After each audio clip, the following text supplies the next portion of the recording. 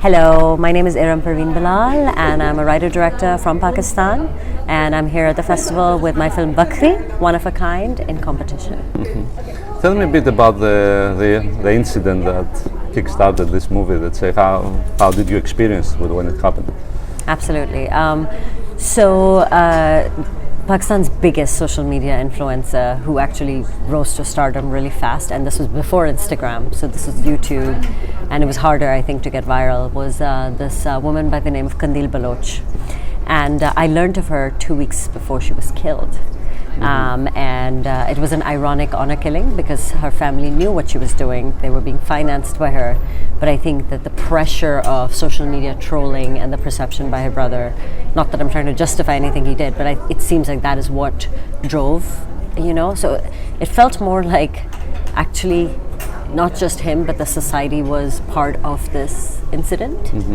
And I just realized that I couldn't stop thinking about her, and I was surprised why I was so affected by somebody I'd just learned about. And I think that thought never left me. And upon further unpacking, I realized that this happens to me every time a brave, strong woman who's challenging is taken down, because it feels personal. It feels like a part of me is taken down.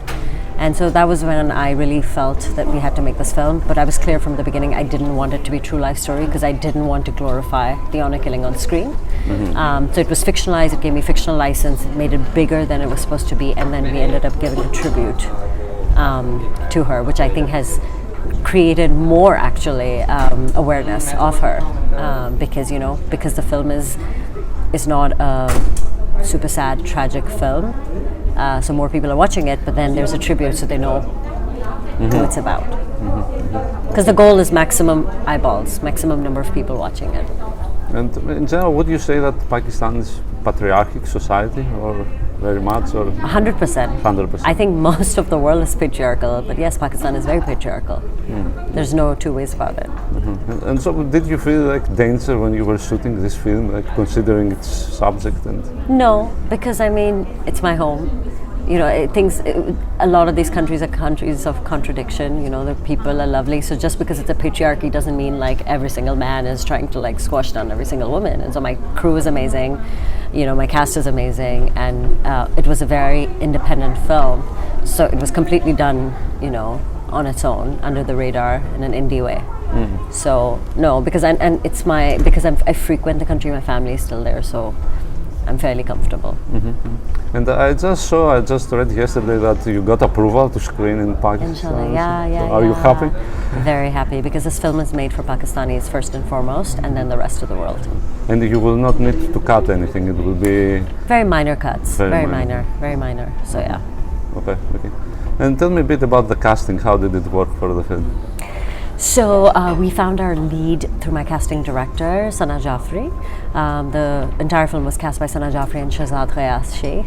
And she is somebody who in her past has really been attacked by trolls and has kind of risen up to them and fought, and so she's very bold like that.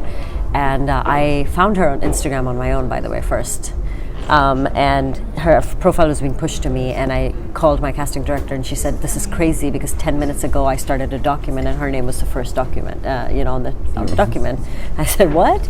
And reached out to her. She loved the script, and we did a few auditions, callbacks with Gulshan and another person who, so there were 2 finalists in both roles. So we're doing a lot of cross chemistry feedback. And finally, I had to sleep on it for a bit, and she was very excited to do the film, and that's how we found her. And then Gulshan was found by he worked on Joyland, he worked on a couple. So there was a lot of cast. We had a lot of crew that was similar, and so there was. After reading the script, his name kept coming up. That why don't you check him out? And I got sent an audition, and I was blown away. I flew from Karachi to Lahore to be in person, and I asked him to like do a Bollywood dance and a very risque song in a small room, and he just went for it. And I was like, okay, I think he's. And so then they did chemistry reads, and he has this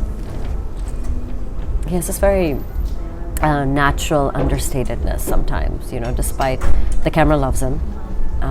I think so. I hope you agree. Very good. And yeah, that's how the main cast worked. And then a lot of the rest of the cast, I know the industry's small. I know a lot of these people. Some of them have been in my past films. And then we had a casting, what is it called, an agency, separate for a lot of the bit parts and the extras.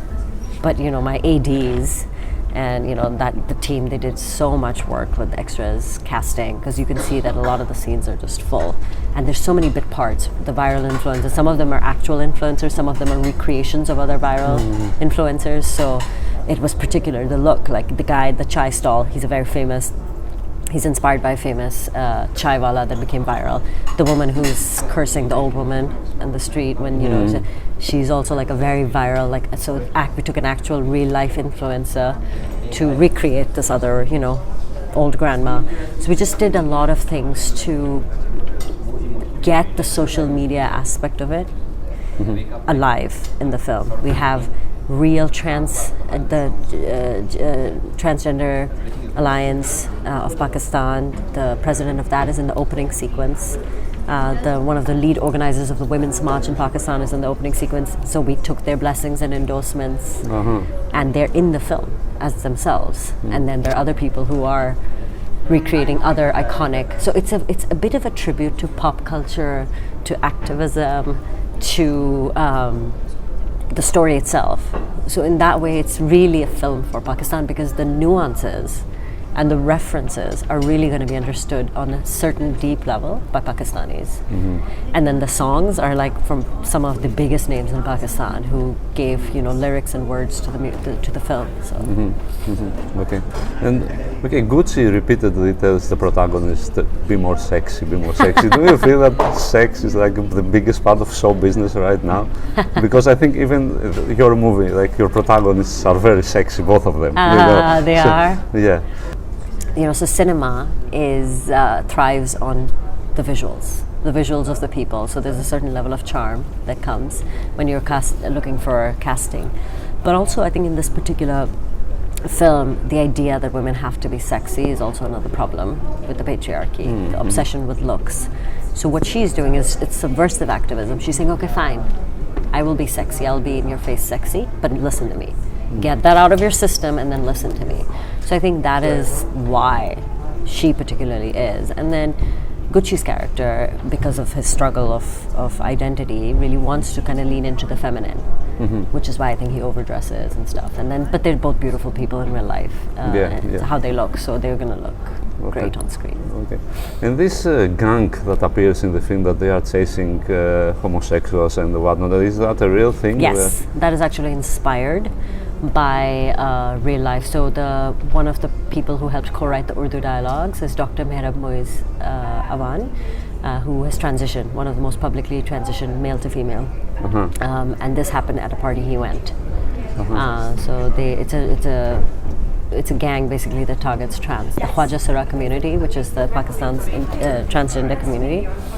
And they target them and they try and offer protection, but then they also try and leak where parties are happening, and then try and use their power to essentially get favors, physical favors. And tell me a bit about the cinematography, what you wanted to do in the visual aspect of the film, which is impressive and Oh, thank you. I'm so glad you asked about that, because Ludovica Isidori is an Italian cinematographer. She is a dream to work with. She and I had been wanting to work together for 5 years. She read the first draft of the script 2 years before it was shot. We started shot listing actively 6 months before the shoot, before we had any locations. Just a lot of detailed planning. The idea of mixing anamorphic lenses with spherical lenses. So the idea that the underground scenes will be anamorphic. After she transitions into Wakhri, when she's leaning out of the car, a lot of things are very specifically anamorphic, but everything else is kind of crisper, showing a little bit of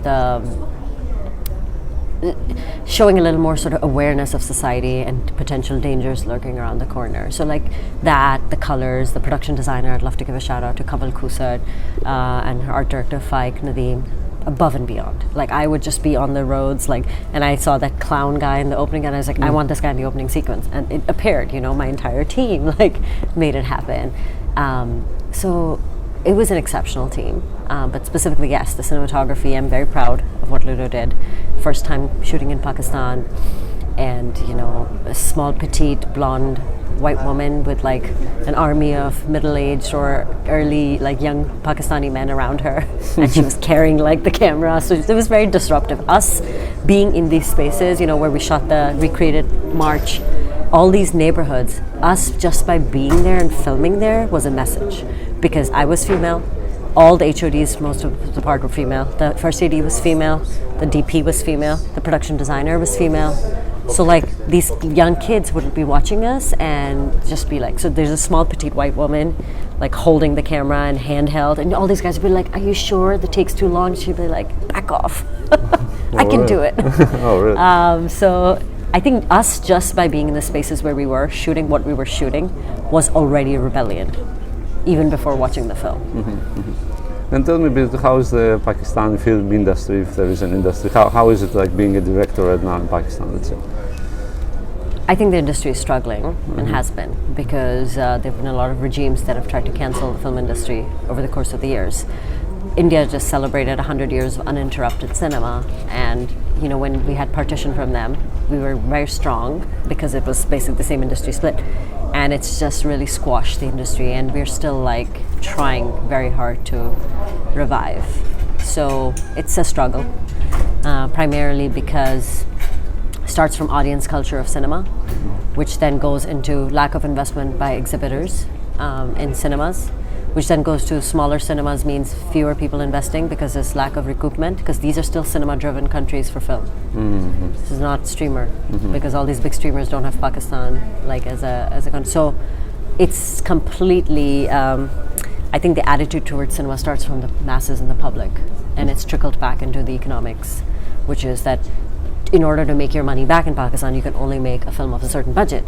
So that already restricts what type of films you're making. So then either you get private investment from outside, which is what we did, and or a mixture of like donations, investments, so you're not worried, or grants, you're not worried about your returns, or you're making a film that doesn't only rely on Pakistan for its recoupment. And so it's a vicious cycle then.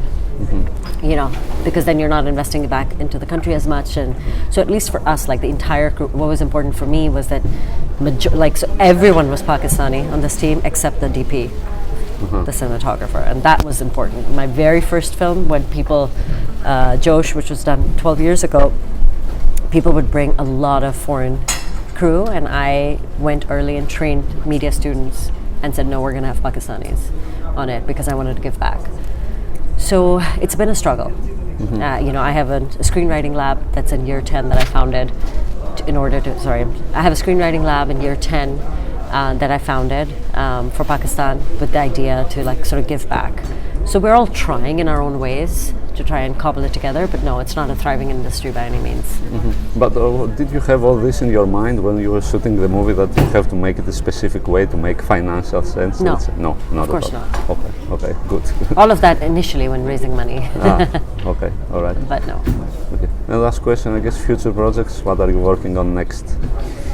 Right now, Panos, I'm just focused on getting this film out there. I have a few things in the pipeline, but because I'm also a producer on the project, I think that the biggest responsibility is to get this out there.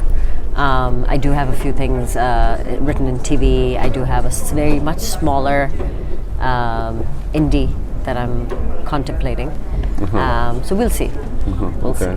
Let's see where this takes us, and maybe that'll also define what the next opportunity is. Okay, so what do you expect when it opens in Pakistan? What do you think the reaction of the audience? A lot of people going, no one going? I have no idea. I hope it's a lot of people going. I think so. I think it'll be a lot of people going. So, inshallah. Thank you so much. Great, that's it. Thank you very much. Thank you.